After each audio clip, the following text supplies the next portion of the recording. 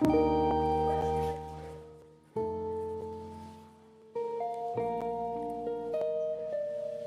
afternoon, everyone. How are you? Madam Clerk, I'm going to ask you to please call the roll to ascertain the presence of a quorum so we can call this meeting into order. Councilor Arroyo. Councilor Baker. Councilor Bach. Councilor Braden. Councilor Campbell. Councilor Edwards. Councilor Asabi George. Councilor Flaherty. Councilor Flynn. Councilor Janey. Present. Councilor Mejia. Councilor O'Malley. I have to find people. Madam President, you have a quorum. Thank you so much. I've been informed by the clerk that we have a quorum present. At this time, I'm going to ask our clerk to provide today's invocation. Madam Clerk? Thank you. The ringing of a bell calls us to worship. The pounding of a drum calls us to war. The popping of a cork calls us to celebration. What is the sound that calls us to hear one another? Listen, listen carefully. It is here in the silence. Listen deeply. The beating of your own hearts call you to ourselves, calls us to be our true selves, calls us to be our best selves, calls us to be what we might become.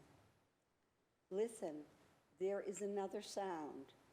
The breath of our neighbor calls us outside of ourselves, calls us to be companions, to be allies, to be partners. Listen, we must heed the call of our own hearts, where love and truth, caring and justice are born. We must heed the call of others to gather together for some great purpose, where passion and fidelity, compassion and equity are nourished. The hammering silence calls us together, that we may do the work that we cannot do alone. Let us heed the calls that come in the silence, that we may be well and do good in the world together. Amen. Amen. Amen. At this time, we will offer the Pledge of Allegiance to our flag. I pledge allegiance to the flag of the United States of America and to the republic for which it stands, one nation, under God, indivisible, liberty and justice for all. Thank you so much, Madam Clerk, for that inspiring message. Before we move on, I just want to take a few moments to thank this body, the legislative branch of city government, for all of your amazing work. I know this past year has been very challenging. These past couple of years have been very challenging, and it has been great to see the leadership of this body. I want to especially acknowledge Councilor O'Malley. I want to thank him for his stewardship.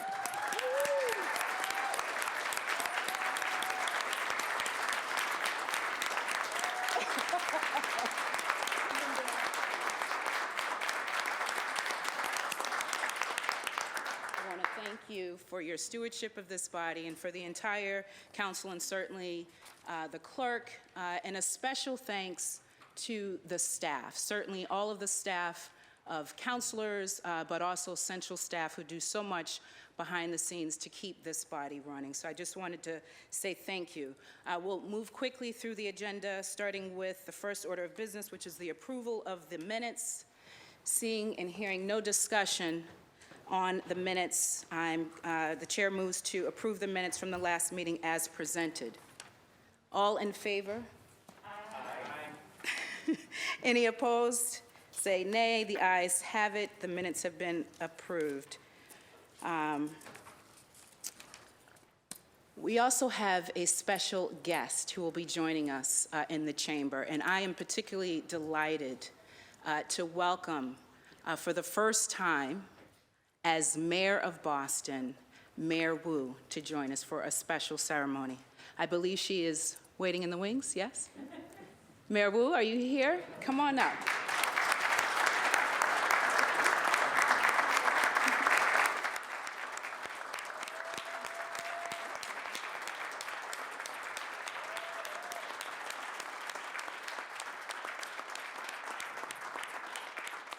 Let me say again publicly how much I appreciate Mayor Wu and her leadership. I've had the pleasure of working with her right here in this chamber, certainly out in the neighborhoods, working with her closely over the last couple of weeks in terms of our transition. And I feel extremely proud from one woman to another woman to pass the baton and to have Mayor Wu lead our great city at such a difficult time. We still have lots of challenges and lots of work. So I'm really grateful for her leadership and the leadership of this body. So thank you so much for being with us, Mayor Wu. We are joined by Mayor Wu because we have a vacancy on the council, and we're going to fill that vacancy today. Before we move on, I'm going to ask to take a couple of dockets out of order so that we can take care of that right now and not take any more of Mayor Wu's precious time. And so these are dockets 1211 and 1212. I'm going to ask our clerk to read these two dockets together. Madam Clerk. Thank you. Docket 1211, notice is received from the city clerk of a vacancy in the city council of the at-large seat. Docket 1212, communication was received by the city clerk from the Board of Election Commissioners certifying the results of the November 5th, 2019 election held for the office of City Councilor at Large. Now the chair moves to fill the vacancy pursuant to the certifications received from the Elections Department. Is there a second? Second. I believe that was Councilor O'Malley.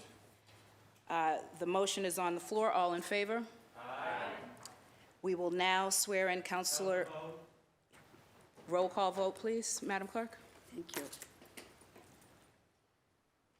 Is this vote to fill the vacancy? Yes. Thank you. I just wanted everyone to be clear.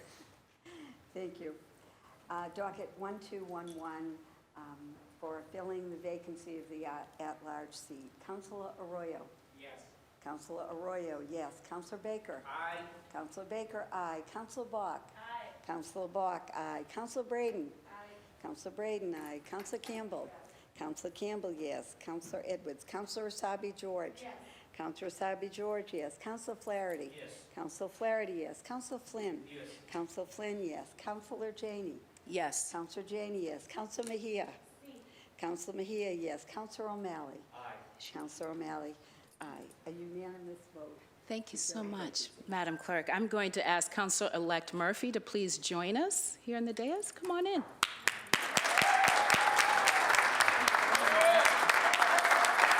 We are joined by her mom.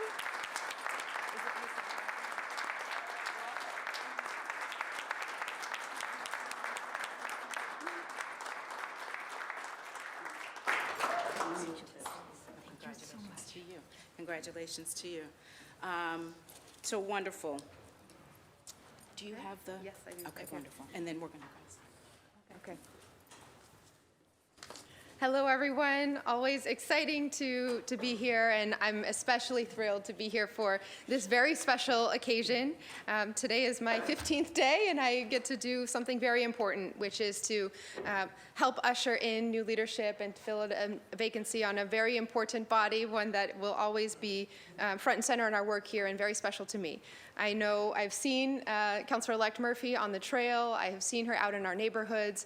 I have heard and watched as she has spoken from the heart every single time about the issues that she's been fighting for, especially with regards to families in our city who are touched by the opiate crisis and by recovery, by affordable housing challenges, by our education system. So I'm excited to be here with Erin and Mrs. Walsh and to do this huge honor.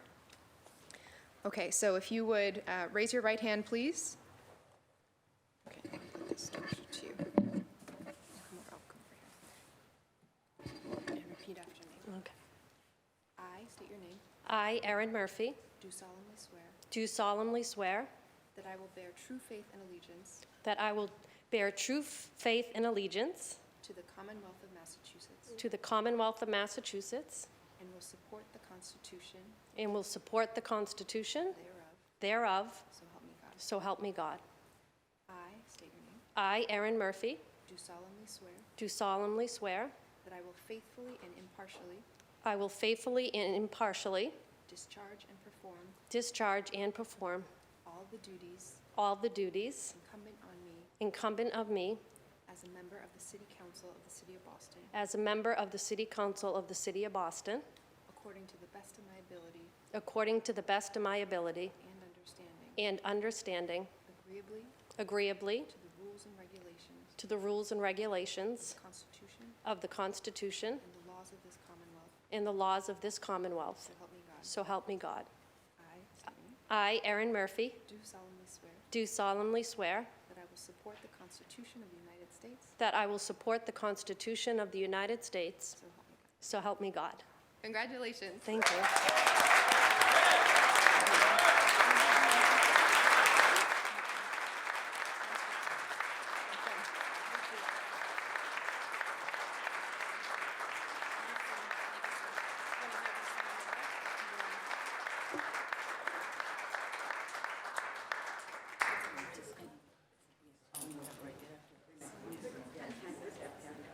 Because, look at this is the old date. Yeah. No, I got a seat right over there.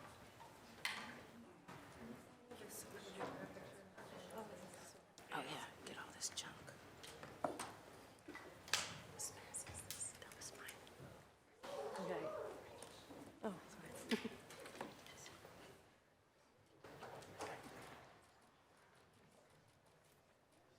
Thank you.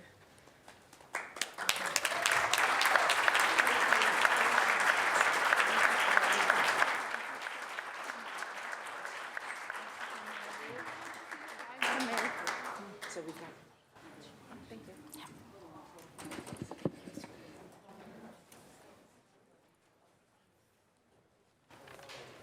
Congratulations, Councilor Murphy.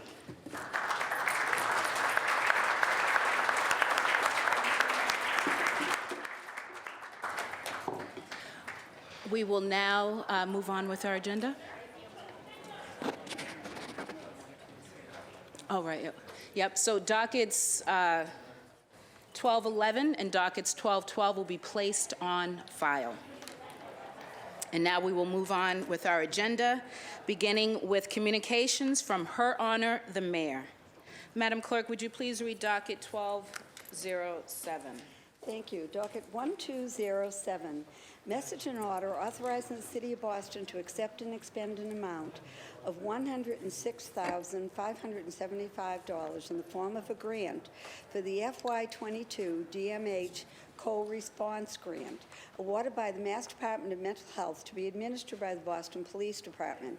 The grant will fund a full-time recovery coach, forensic peer specialist to assist Boston Police Department offices with hub and center of responsibility meetings citywide.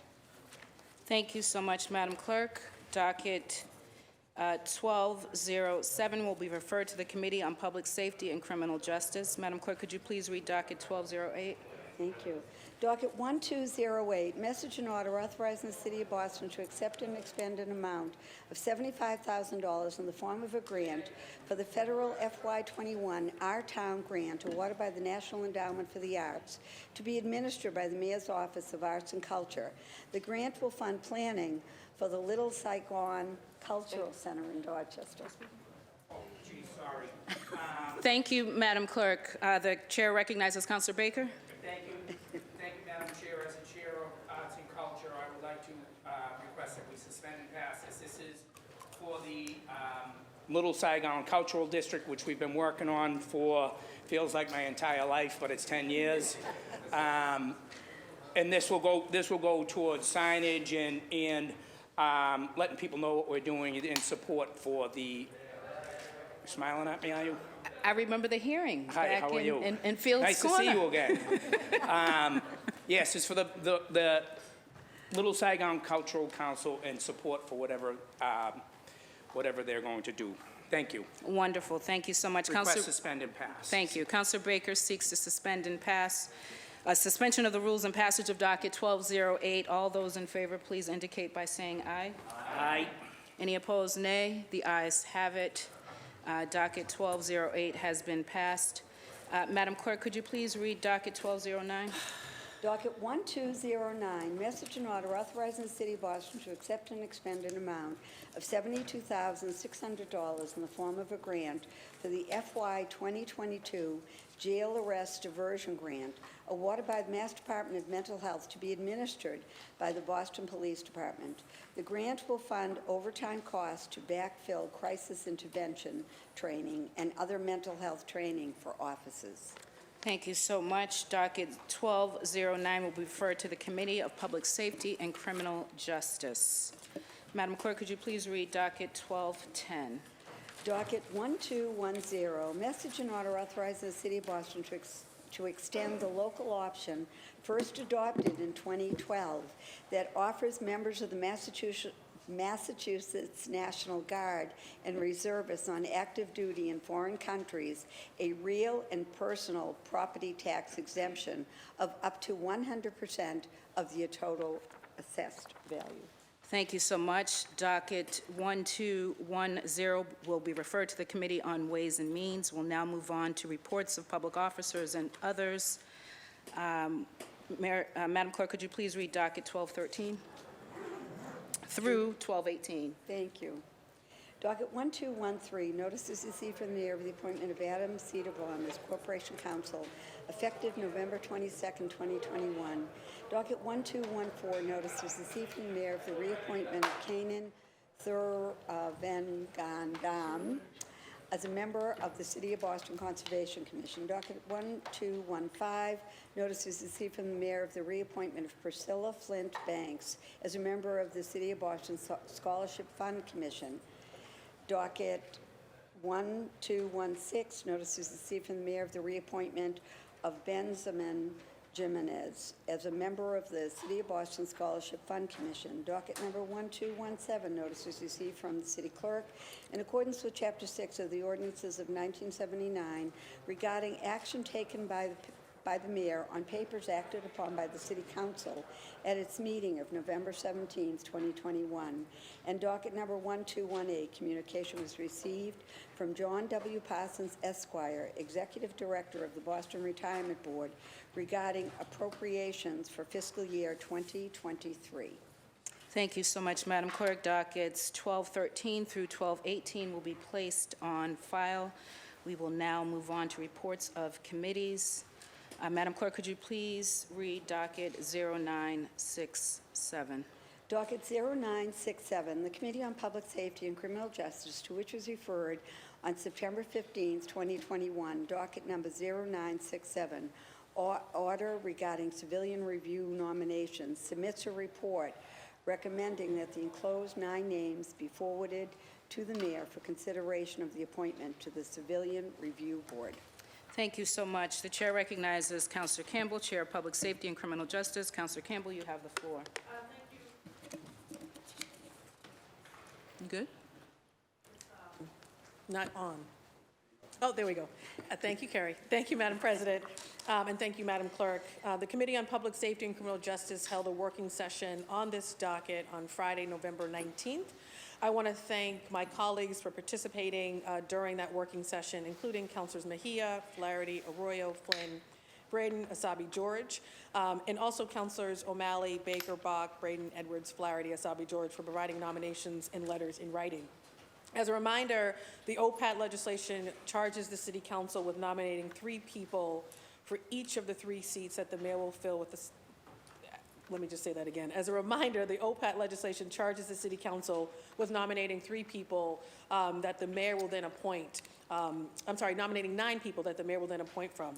The City Council decided to proceed with an open process, allowing folks in the public to actually provide an application to submit a nomination through this portal. And I want to thank Councilor O'Malley and your team, as well as central staff, for helping us set that up and making it really easy for folks to apply. On July 21st, 2021, the City Council opened that process in that portal. It ran from then to September 20th. The City Council received 81 eligible applications. We actually received more than that, but only 81 were eligible. And the Committee on Public Safety and Criminal Justice held a working session on Friday, November 19th. And I just want to thank the public. A lot of folks took time out of their busy schedules to actually apply for a position to serve their community. This is an incredibly important role for the City of Boston, and so I want to thank all those who put forth their names. Based on the recommendations from all of you, and based on the conversation at the working session, and based on the letters you submitted, we actually were able to come up with consensus, to come up with 9 names to submit to the mayor for appointment. And so I'm recommending, as chair of the Committee on Public Safety and Criminal Justice, those 9 nominees. The names are in the reports, but I will say it for the record. Mona Connolly Casper, Maria Dolrico, Ann Hernandez, Luis Lopez, Zachary Lon, Kerry Mays, Tara Register, Chandra Smart, and Benjamin Thompson. And I also want to thank Michelle Goldberg, Ellie, my lovely chief of staff, for all of your work in this whole process. I appreciate each and every one of you. And one thing I will add is we're submitting 9 names to be ultimately appointed by the mayor, which is, of course, her responsibility. One thing that did come up during the working session that I think is really important, when she chooses 3 of these folks to nominate, to actually let the council know what her decision-making was, so that we can report that back to folks who were not selected, and hopefully they stay engaged in the process, and if seats open up again, they can reapply and possibly be considered to fill in seats if someone is ineligible. Thank you. And Councilor O'Malley, I'm sure, will say a few words as well. Thank you. Thank you. The chair recognizes Councilor O'Malley. Councilor O'Malley? Thank you very much, Madam Chair, and I will be brief. It's been well explained by my dear colleague and friend, the Chair of the Committee on Criminal Justice and Public Safety. As we know, the Opat Ordinance passed a year ago this month by this body. The ordinance involves 2 oversight entities, an Internal Affairs Oversight Panel, which is responsible for reviewing completed BPD internal affairs investigations, as well as the CRB, the Civilian Review Board, which is responsible for reviewing and investigating certain complaints against the BPD and its employees. Now, under the ordinance, as has been said, the mayor will appoint 3 members from a pool of 9 nominees submitted by the City Council. Now, the language of the ordinance does not dictate the process by which the City Council must submit its nominations. In fact, it was around June, I think, where I was contacted in my capacity as President Pro Tempore. I could have simply suggested 9 names. We could have looked at having every district councilor come up with a name, but in close consultation with the Chair of Public Safety, we put together, I think, as robust and transparent and open a process as humanly available. Not only did we have an online portal, but we made sure that language access was at the forefront. It was the application was translated into Chinese, Cape Verdean Creole, Haitian Creole, Spanish, and Vietnamese. We had a very open process. I know all of us made a real concerted effort to reach out to our networks to try to get more folks involved. And the result was not only 80+ candidates, 80+ really qualified candidates. The hardest part of this process was trying to winnow that field down to 9. So again, hats off to the chair. She really made sure that we took what I think was another good blueprint as it relates to the Community Preservation Act sort of way of funneling names, but this was as great a process as we've seen. So I'm really looking forward to see what happens, and thank you all for your great interest in this important work. Thank you. Thank you so much, Councilor O'Malley. Councilor Campbell seeks acceptance of the committee report and recommends that the enclosed 9 names be forwarded to the mayor for consideration of appointment to the Civilian Review Board. All those in favor, please indicate by saying aye. Aye. Any opposed? Nay. The ayes have it. We will now move on to matters recently heard for possible action. Madam Clerk, could you please read docket 1205? Certainly. Docket 1205, message and order authorizing the City of Boston to accept and expend an amount of $8 million in the form of a grant awarded by the United States Department of the Treasury to be administered by the City of Boston's Chief Financial Officer / Collector Treasurer. The grant will fund the communities and families most affected by the public health and economic impact of COVID-19 pandemic, the expansion of the Fare Free Transit Program. Thank you so much, Madam Clerk. The chair recognizes Councilor Flaherty, Chair of the Boston COVID-19 Recovery Committee. Councilor Flaherty, you have the floor. Thank you, Madam Chair. This order was sponsored by Mayor Michelle Wu and referred to the committee on November 17th, 2021, the committee held a hearing on November 29th, 2021, where public comment was taken. This grant allows the city to accept and expend $8 million under the requirements of ARPA. The grant payment will fund urgent COVID-19 reopening and recovery efforts to address systemic public health and economic challenges that have contributed to the disproportionate impact of the pandemic, and will provide direct benefits to Boston's communities hardest hit by the pandemic. The funds from this grant will be used to expand the fare-free transit program on routes 28, 23, and 29. Route 28 bus serves Mattapan Square through Grove Hall, through Nubian Square, and connects to Ruggles. Route 23 bus begins in Dorchester from Peabody Square at Ashmont, through Washington Street, Warren Street, Nubian Square, and connects with Ruggles. Route 29 bus services Mattapan Square, Seaver Street, Columbus Ave, and connects with Jackson Square. At the hearing, Vineet Gupta, on behalf of the administration, Director of Planning at Boston's Transportation Department, and Casey Brock Wilson, Director of Strategic Partnerships at the Administration and Finance level, provided testimony on behalf of the administration, describing the bus routes, reviewed the benefits and operational aspects of the program, also explained the city estimated over 2 years of what the potential cost of the expansion of the fare-free transit program would be, made assumptions based on the Route 28 pilot program and its ridership numbers. They also stated that the $8 million allocated would be used to fund the fare-free transit program and respective marketing and evaluation efforts of the fare-free program's impact on Boston. During the hearing, several councils inquired about how these routes were selected, the funding and sustainability of the program, as well as managing people's expectations at the end of the two-year period, as well as the limitations on ARPA funds, which must be used by the end of December 2024, and whether the city has current plans on funding sources at the end of the ARPA funds, as well as from language access standpoint and advertising and noticing in multiple languages. As part of the line of questioning about funding and sustainability, there were great questions raised about managing people's expectations and making sure that if we're going to start this program, that folks have an answer for year 3. In response, the administration explained the city is starting with the pilot, using the ARPA funds to determine long-term cost analysis, and that the city will examine the sustainable funding source using outside partners and available subsidies, including infrastructure legislation and the Build Back Better legislation. In summary, passage of this docket will authorize the use of these funds to expand free fare program for routes 23, 28, 29 in order to serve communities most impacted by the pandemic. This 2-year investment will assist in reopening and recovery efforts consistent with the goals of ARPA and allow city to measure the benefits of fare-free services, including increased ridership, faster bus service, less traffic, and business development. And if I've said it once, you've all heard me say it 1,000 times, we're a city that's rich with opportunity. We've got the best colleges and universities in the world. We've got the best hospitals and network of community health centers. We've got financial services, life sciences, CEOs talking about moving their companies to Boston every single day. The problem we have is connecting folks to those valuable resources in an effort to close those gaps that were widened through COVID. So as chair of Boston's COVID-19 recovery, I recommend that docket 1205 ought to pass. Thank you, Madam Chair. Thank you so much, Councilor Flaherty. Having launched the free bus pilot, the number 28, I am super excited about this. Councilor Flaherty seeks acceptance of the committee report and passage of docket. Madam Chair, Yes. Oh, can I say a word? sure. Before we move on, Councilor Baker would like to speak. Thank you, Madam Chair. It was a good hearing the other day, and I don't discount the good that this will have for the citizens along those routes.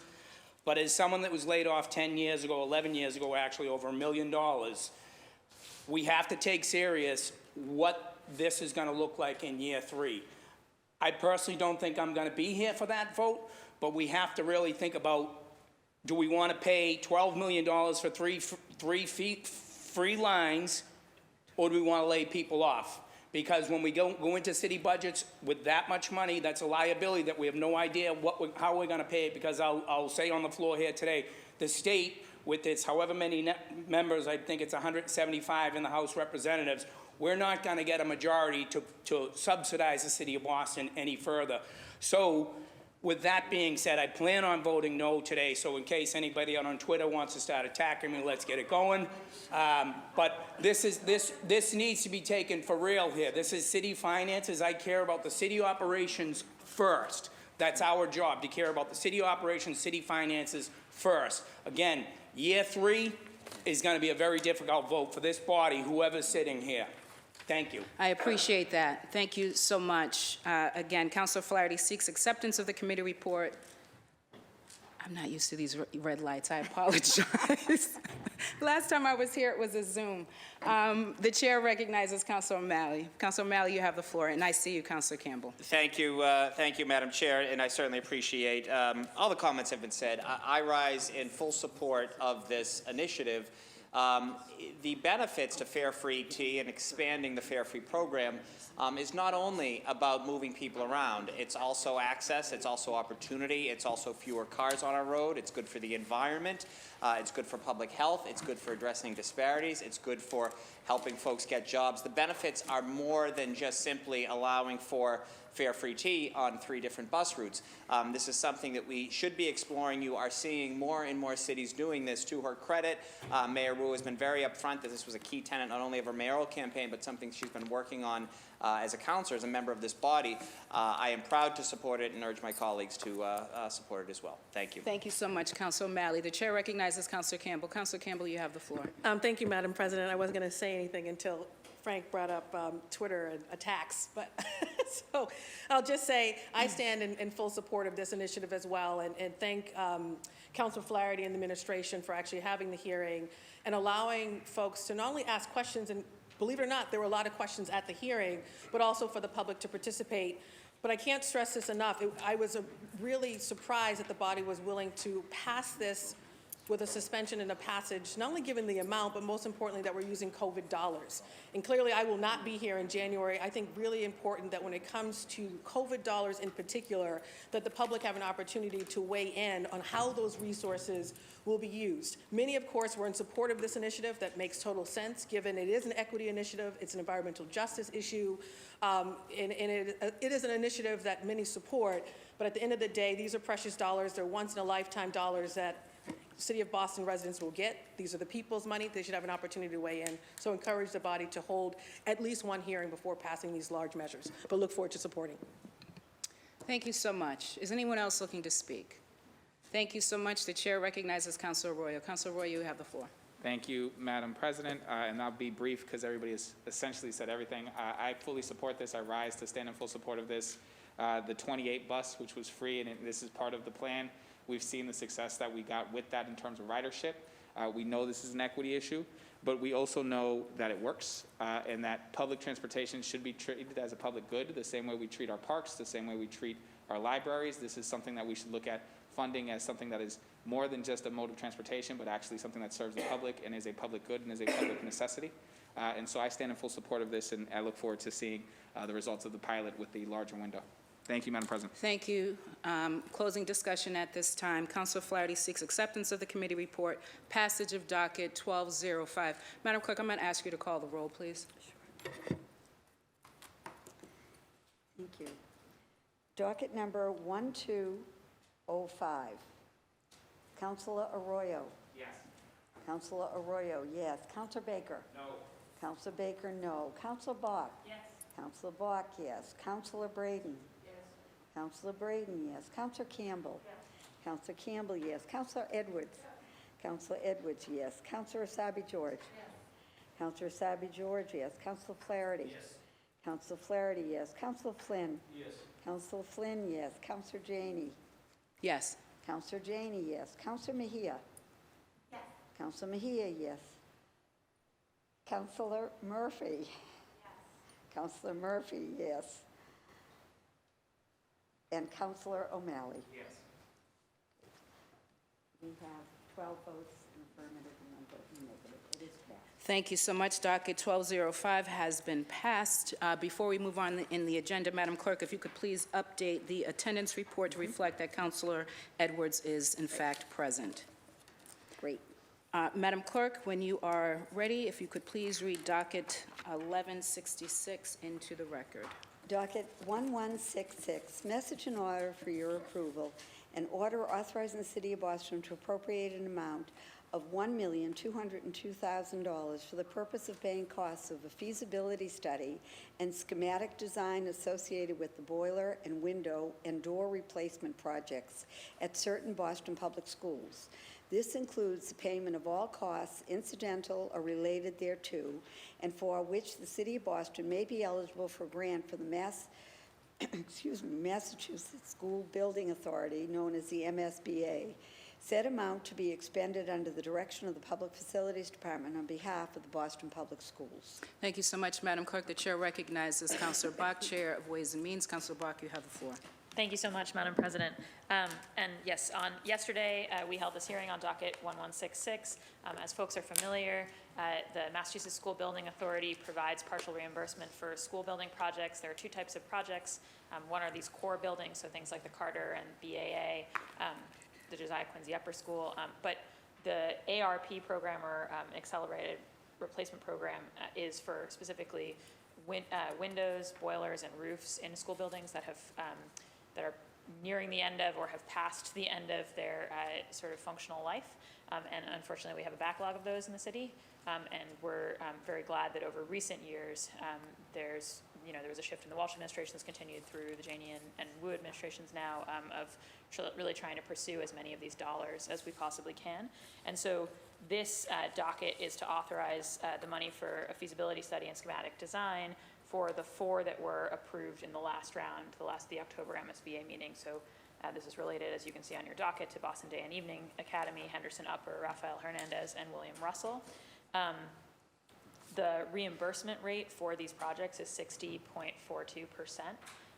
So that's if you, any of these sums, the sum for this design, later on the sum for actually executing the work. If you look at that, 40% of that the City of Boston is going to pick up, but 60% of what we're appropriating today will be reimbursed to us by the state, and we're very grateful for that support.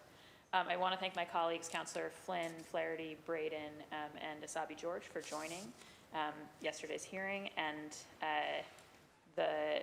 also I want to thank Councillor Flaherty for the question, sort of to give us some context about what the benefit has been from the MSBA funds in the last few years. So from 2015 to 2020, we've had just in this ARP category, never mind the core projects, projects adding up to about $71.6 million, for which we've gotten $41.4 million of reimbursement. So I think it became clear to all of us in COVID how critical window projects are, certainly, but also boilers to keep our schools warm and roofs to keep leaks out. And so in order for this docket to be passed in full before the end of the council's legislative session, it's important for there to be a vote today, and then because it's a capital docket, another vote in 2 weeks. So, Madam Chair, I'm requesting today that this docket ought to be read for the first time and assigned for further action. Thank you. Thank you so much. Councilor Bach has requested that docket 1166 be read for the first time and assigned for further action. All in favor, please indicate by saying aye. Aye. Any opposed? Nay. The ayes have it. Docket 1166. You're going to do a roll call? Roll call vote, Madam Clerk? Thank you, Madam President. Thank you. For the first reading on docket number 1166, Councilor Arroyo. Yes. Councilor Arroyo, yes. Councilor Baker. Aye. Councilor Baker, aye. Councilor Bach. Aye. Councilor Bach, aye. Councilor Braden. Aye. Councilor Braden, aye. Councilor Campbell. Yes. Councilor Campbell, yes. Councilor Edwards. Councilor Edwards, yes. Councilor Asabi George. Yes. Councilor Asabi George, yes. Councilor Flaherty. Yes. Councilor Flaherty, yes. Councilor Flynn. Yes. Councilor Flynn, yes. Councilor Janey. Yes. Councilor Janey, yes. Councilor Mejia. Yes. Councilor Mejia, yes. I've got the order straight now. Councilor Murphy. Yes. Councilor Murphy, yes.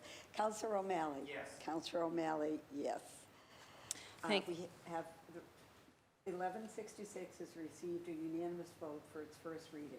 Wonderful. Thank you so much. Docket 1166 has received its first reading and will be assigned for further action. We'll move on to docket 1182, Madam Clerk. Thank you. Docket 1182, order relative to the adoption of classifications in the City of Boston in fiscal year 2022. Thank you so much. The chair recognizes Councilor Bach, Chair of Ways and Means. Councilor Bach, you have the floor. Thank you so much, Madam President. We also heard this docket in the same hearing yesterday, and so I want to again thank my Vice Chair, Councilor Asabi George, Councilors Flynn, Flaherty, and Braden for joining.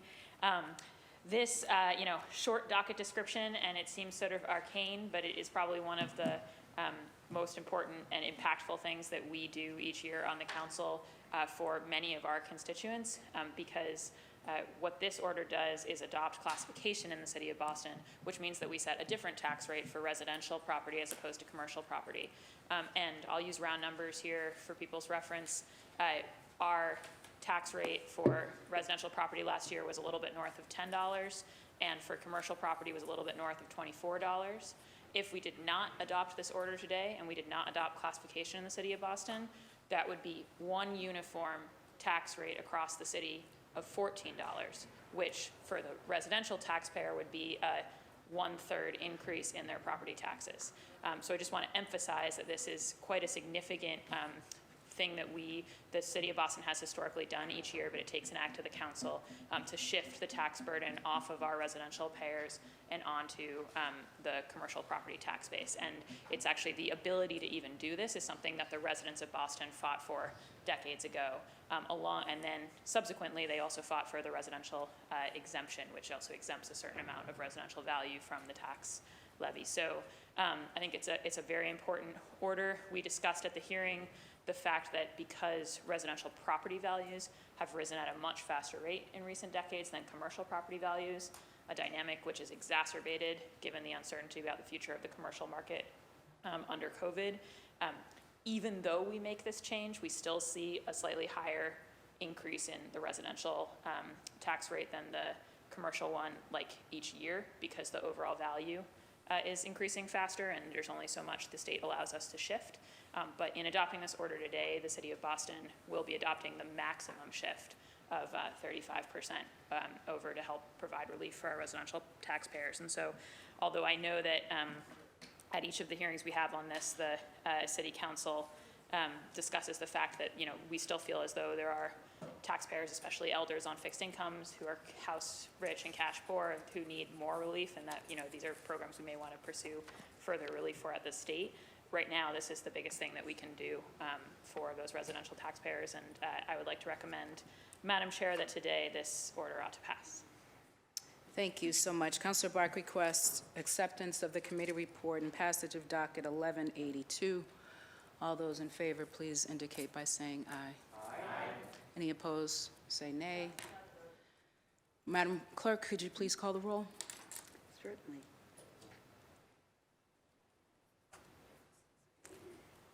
Docket 1182, Councilor Arroyo.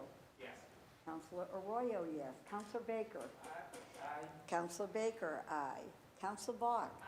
Councilor Bach, aye. Councilor Braden. Aye. Councilor Braden, aye. Councilor Campbell. Councilor Campbell, yes. Councilor Edwards. Councilor Edwards, yes. Councilor Asabi George. Yes. Councilor Asabi George, yes. Councilor Flaherty. Yes. Councilor Flaherty, yes. Councilor Flynn. Yes. Councilor Flynn, yes. Councilor Janey. Yes. Councilor Janey, thank you. Looking the wrong way. Sorry. Yes. Councilor Mejia. Yes. Councilor Mejia, yes. Councilor Murphy. Yes. Councilor Murphy, yes. And Councilor O'Malley. Yes. Councilor O'Malley, yes. Madam President, docket 1182 has received a unanimous vote. Wonderful. Thank you so much. Docket 1182 has passed. We will now move on to docket 1079. Madam Clerk? Docket 1079, order for hearing on the status of early education and child care workers. Thank you so much. The chair recognizes Councilor Asabi George. Councilor Asabi George, you have the floor. Thank you very much, Madam President. Yesterday, we hosted a hearing on the status of early education and child care workers, sponsored by Councilor Mejia. We were also joined by colleagues Councilors Braden, Flynn, and Flaherty. During the hearing, we were joined by a variety of professionals in this space. Tiara Diaz from the Boston Public Schools Universal Pre-K, she's the director of that office. Jason Sachs, who is the executive director of BPS's Department on Early Childhood Education. Ayana Polk, who is the communications and outreach manager for the Office of Women's Advancement. Tren Nguyen, who is the director of the Office of Workforce Development. Janai McDonald, Family Child Care Coordinator for SEIU Local 509. Sarah Muncy, who's Executive Director of Neighborhood Villages. Lauren Cook, who's the CEO of Ellis Early Learning. And Kristen McSwain, who's Executive Director of the Boston Opportunity Agenda. We were provided with updates on the status of hiring and retention, the addition of funds and grants, and the expansion of training opportunities. We know that there is still very much work to do to support early education and child care workers, especially when it comes to providing the appropriate salary and benefits they deserve. We know that women make up 90% of the child care industry, and that the majority of these service providers, education providers, educators, are also women of color. So we know very much that we must do better. The early education and child care industry has been hit hard during this pandemic. Not only were workers impacted, but so were our families. Boston has lost 40% of its family child care businesses in the last 10 years. It is crucial that we continue to support these businesses and their workers and our children and our families. I would like to now ask if you don't mind, that Councilor Mejia expand upon this hearing. Thank you, Madam President. Thank you so much, Councilor Sabi George. The chair recognizes Councilor Mejia. Councilor Mejia, you have the floor. Thank you to the chair for working with our office to hold this very important hearing on the status of early childhood educators and child care workers. As we said during the hearing, the facts around the current workforce support for child care workers needs immediate attention. Child care employment is still down more than 126,000 positions as workers leave for higher paying positions as bank tellers, administrative assistants, and retail clerks. Parents are struggling to return to work as daycare and after-school programs dwindle. Child care workers have an hourly wage 23% lower than those of similar workers in other occupations. And only 15%, the suspense, I flipped my page here, of workers receive health insurance from their jobs. Knowing all of this, we are incredibly lucky to have two panel of experts in this field to speak to their experiences and their visions for improvement. I won't go through the list of folks that Councilor Sabi George has already named, but I just would like to take this moment to give a special shout out to Trin Nguyen, who was so super intentional about leaning into this work in terms of what needs to happen to really move the conversation forward. So really do appreciate her, her efforts in that space. And as well as all of our advocates, including Janae McDonald from Local 509, who worked alongside our office to bring this issue to the forefront. Entrepreneurs, the fund, I believe that the city has an opportunity to really expand on this and meeting the needs of our most essential workers who do not hold traditional working hours by providing them with financial incentives. What we know is that we have a lot of third shift workers, and oftentimes the hours of operation for our daycares are usually from like 7 to 5, and we need to start really thinking about how do we create opportunities for third shift workers and create opportunities for them to be able to also provide care during off hours. So I just wanted to say thank you again to the chair and to the panelists for their incredible, insightful hearing. Thank you.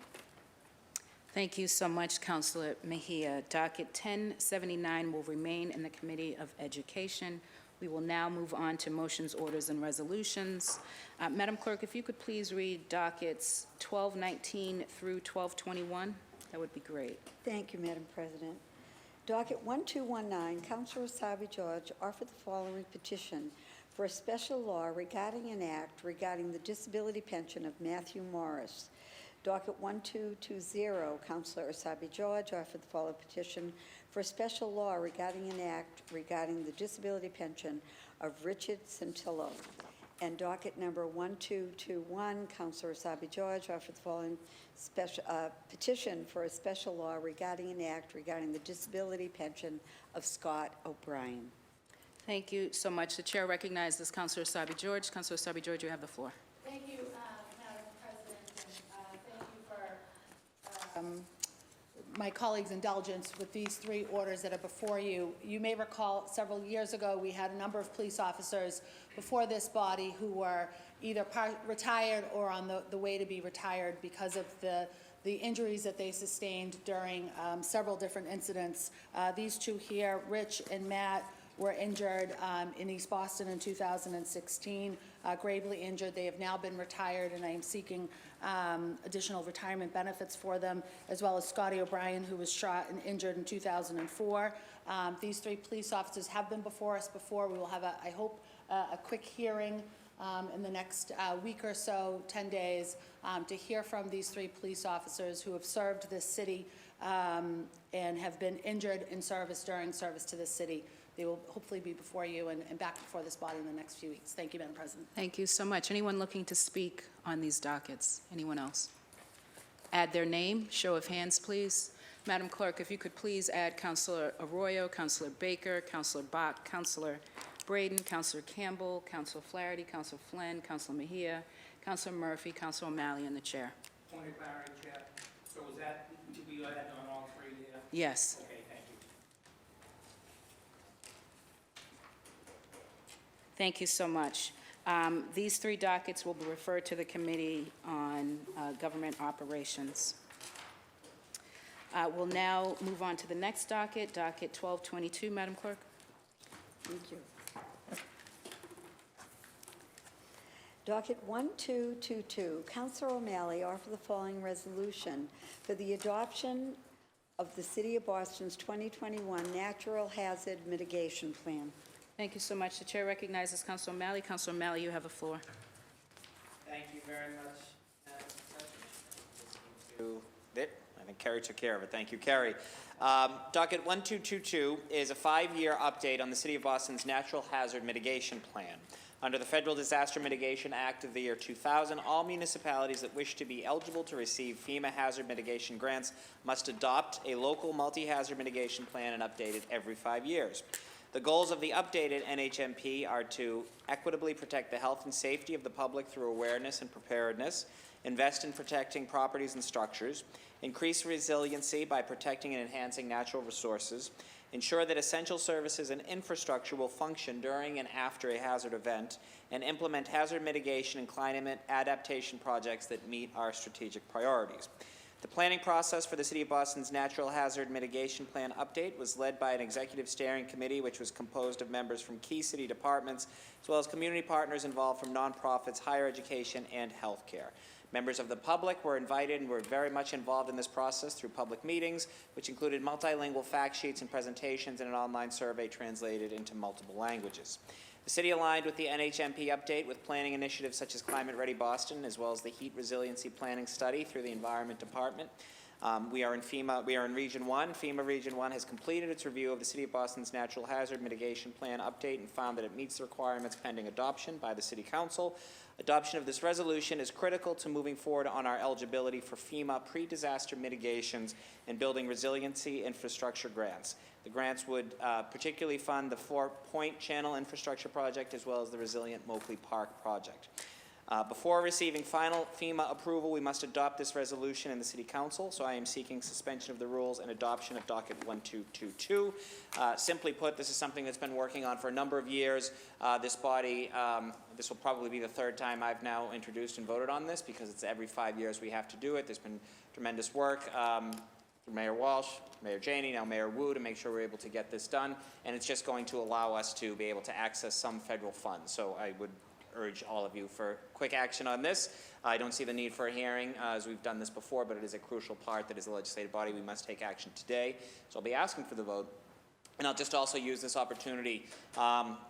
Several of us will not be here come January, but for those that are, and particularly those that are in leadership in this body, resiliency is absolutely key to focus on as we talk about our environmental justice, as we talk about what we need to do as a city. We are a coastal city. We have already seen the absolutely devastating effects that climate change has wrought on coastal cities like Boston. So looking at resiliency, being proactive in terms of how we build what we build, how we are able to leverage federal funds to make this a safer city, to make this a more resilient city is absolutely crucial. So I know you all share that call as I do, and look forward to seeing this council take an even bigger leadership role in that.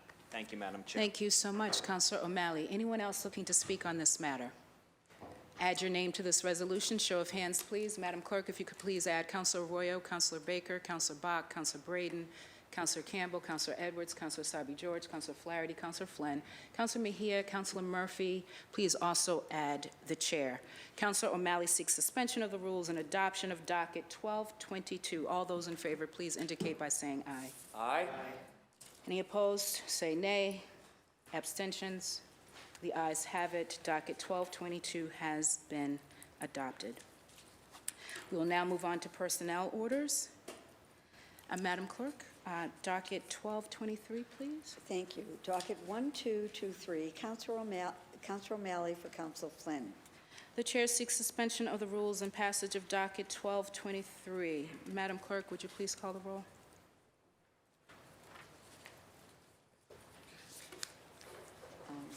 Sorry. Docket 1223. Counselor Arroyo. Yes.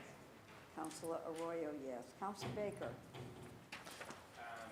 Yes. Counselor Baker, yes. Counselor Bach. Yes. Counselor Bach, yes. Counselor Braden.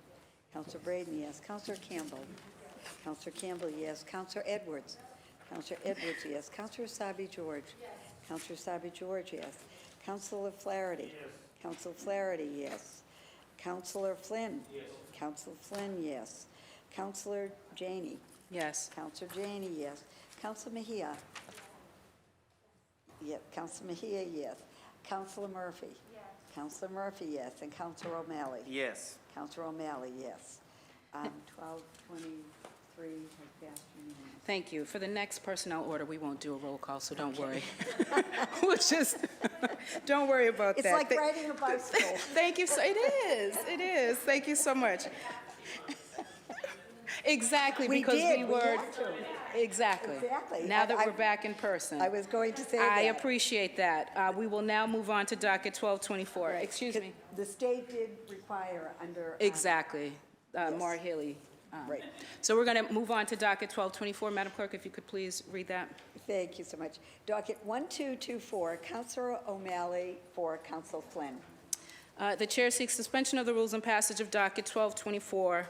Rather than call the roll, we will just say all in favor, say aye. Aye. Any opposed, nay. The ayes have it. Docket 1224 has been passed. Thank you so much, Madam Clerk. Moving on to late files. Madam Clerk, are there 3 late files? There are 3 late files, 2 personnel. Wonderful. Why don't we deal with those personnel orders? We need to get them before the body. Pardon? We have to get the late files on the floor, right? Yes. So if you just take a verbal vote. I move to put the late file matters on the floor. Yep. All in favor? Aye. Any opposed? The ayes have it, Madam Clerk. Thank you. November 30th, 2021, Counselor Janey for Counselor Janey. The chair seeks suspension of the rules and passage of this late file matter. All those in favor say aye. Aye. The late file matter has been passed. The second late file matter, December 1st, 2021, Counselor Janey or Counselor Murphy. The chair seeks suspension of the rules and passage of this second late file matter. All those in favor, please say aye. Aye. Any opposed, nay. The ayes have it. Next late file. The next late file is from the mayor, the city of Boston, to the city council, and it reads, I'll just read first and last. I submit herewith and recommend that you approve an order authorizing the creation of a sheltered market program as a pilot tool to advance equity in city contracting. And then it goes on to say, an order authorizing the creation of a sheltered market program for minority and women-owned businesses in the city of Boston, submitted by Mayor Michelle Wu. Thank you so much. This late file matter will be assigned to the Committee on Government Operations. At this time, we'll move on to green sheets. Anyone looking to pull? Great. Consent agenda. I've been informed by the clerk that there are no additions, so the chair moves for adoption of the consent agenda as presented. Madam Clerk, could you please, well, no, we're not going to call a roll. All in favor for adoption of the consent agenda? Any opposed? The ayes have it. The consent agenda has been adopted. Now we'll move on to announcements. A show of red lights instead of blue hands for any announcements. Wonderful. One announcement. The chair recognizes Councilor Braden. Councilor Braden, you have the floor.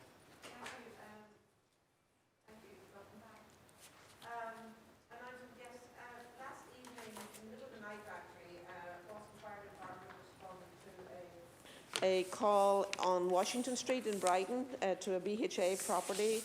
Ladder 11 from Chestnut Hill responded and were instrumental in saving the life of a 99-year-old woman who was rescued from her, who managed to get out into the hallway and was transported to hospital and is happily recovering from this episode. Unfortunately, between 35 and 40 residents of the building have been displaced. I just want to pay tribute and thanks to all the folks at the Boston Fire Department for their incredible response in this situation and to a very happy outcome, and thank them for their service.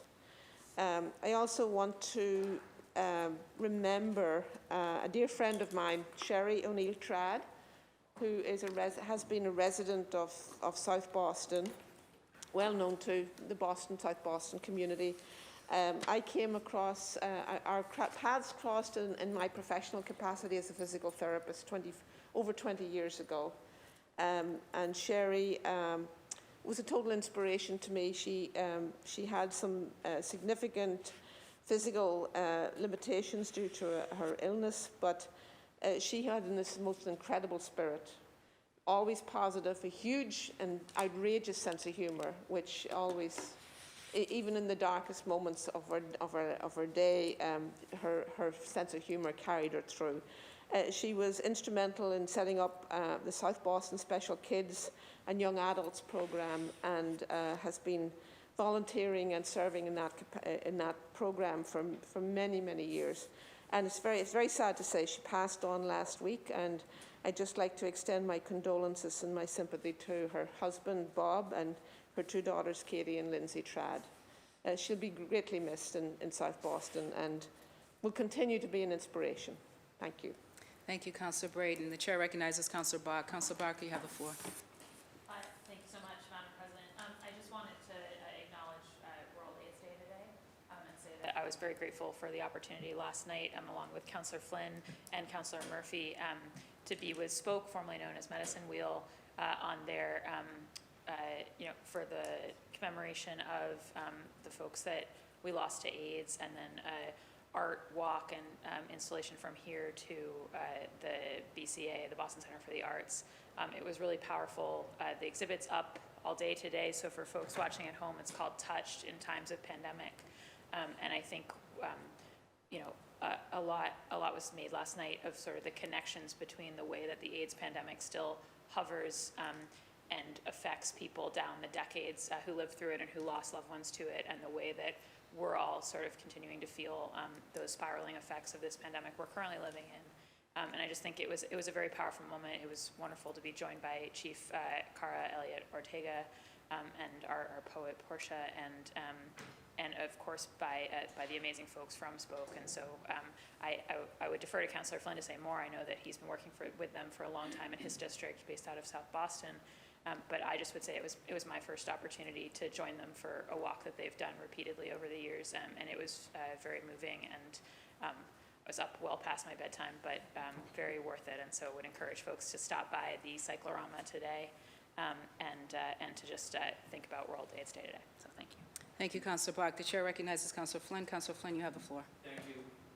Thank you, Madam President. I think Councilor Bach summed it up best. And it was an exceptional night last night with Councilor Bach and with Councilor Murphy in recognition of World AIDS Day, people living with AIDS, and we want to make sure that we provide the best and most compassionate care, medical care, to those with HIV and AIDS, but also to make sure that we do everything we can in terms of prevention and education as well. So it was great to be with my colleagues, but also with medical professionals and Boston residents as well.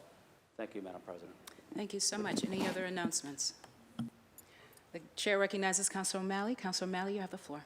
Thank you, Madam President. Just very briefly, one of the people of whom we will be closing in memory today is Nobel Garcia, who owned El Oriental de Cuba in Hyde Square. Many of us knew him. My predecessor, John Tobin, would often say that El Oriental was the Cheers of Jamaica Plain, and he was very true. You would walk in and everyone did indeed know your name. Nobel was a great local businessman, an amazing success story, ran one of the finest Cuban restaurants I've ever been to, and always gave back. And it was an institution, I think it's safe to say, that when 20, 30 years ago, when many businesses in Hyde Square were closing down, Nobel stayed, made it work, and had great success just by sheer force of his drive, his love of food, his love of the community, his love of our city, and it's just a titanic loss for our city. So I know that we'll be closing in his honor today, and I just wanted to spend a couple minutes talking about my friend Nobel Garcia. Thank you. Thank you. Seeing no other announcements, we will move on to memorials. Today, we will adjourn our meeting in memory of the following.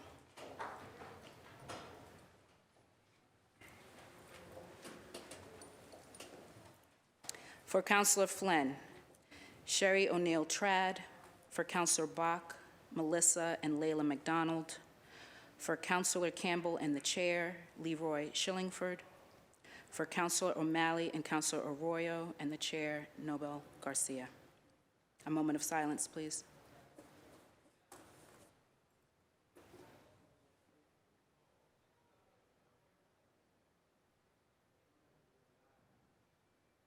Thank you. The chair moves that when the council adjourns today, it does so in memory of the aforementioned individuals.